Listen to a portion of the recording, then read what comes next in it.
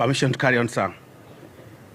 Your Excellency, the President of the Republic of Kenya, and the Commander-in-Chief of the Defense Forces, Cabinet Secretary Defense, other Cabinet Secretaries present, the Mombasa Governor, Mombasa County, other governors present, the Chief of Defense Forces, Principal Secretaries present, members of Parliament present, members of the Diplomatic Corps, the Vice Chief of Defense Forces, service commanders, general officers both serving and retired, visiting generals and senior officers, fellow officers, DFSM, NSM, sailors, families and honored veterans, distinguished guests and friends of the Kenya Navy, ladies and gentlemen.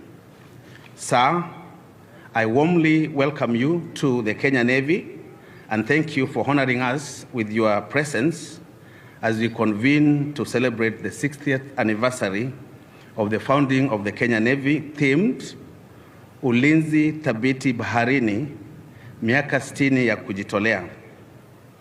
From its humble birth in 1964, the Kenya Navy has grown from very modest beginning into a formidable naval force in the Eastern African coast, dedicated to safeguarding Kenya's maritime interests and contributing to regional and global stability.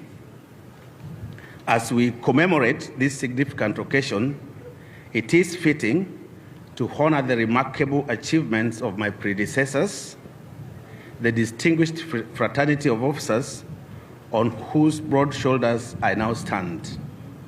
Their visionary leadership and relentless commitment laid a strong foundation that we continue to build on.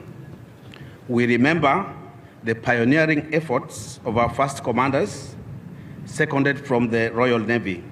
Further, we honor the first African commanders of the Kenya Navy, the late Lieutenant Colonel Kimaru, whose daughter is present here with us.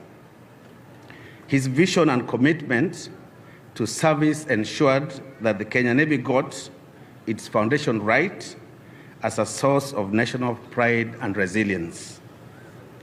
We honor the late Major General Mbilu and General Retired Kibwana, who is also here, who are amongst the first crop of the Kenya Navy commanders under whose successive tenures Kenya Navy modernized and became a force to reckon with in the Western Indian Ocean region. We pay homage to Major General Retired Rafruf and Major General Retired Awita, who is here, who ensured that the welfare of the sailors and their dependents take center stage of the naval plans and operations.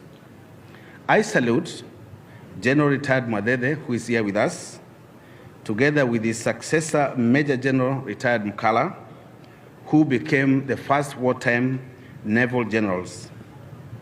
We also pay tribute to retired Lieutenant General Mugalu, who is here with us, Lieutenant General Mutai, who is also here with us, and Major General Nganga, who is here with us, whose leadership charted a path of growth and modernization during a period when the Navy sought to expand her capabilities in line with global maritime trends.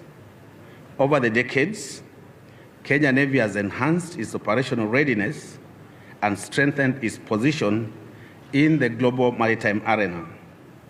Kenya Navy's journey has been marked by growth and achievements, which has placed it at the forefront of the global maritime security. Kenya Navy has successfully conducted historic operations, amongst them amphibious campaigns, maritime security operations, counter-piracy missions, humanitarian assistance, and disaster relief operations, and also participated in regional and international maritime exercises in cooperation with our allies.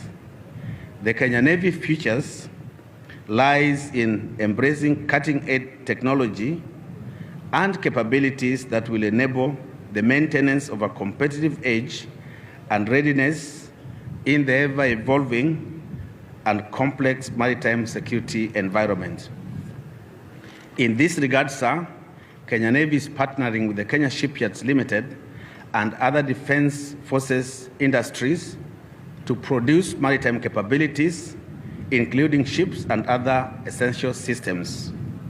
This will enhance self-sufficiency and support national economic growth in line with Kenya's broader industrialization agenda.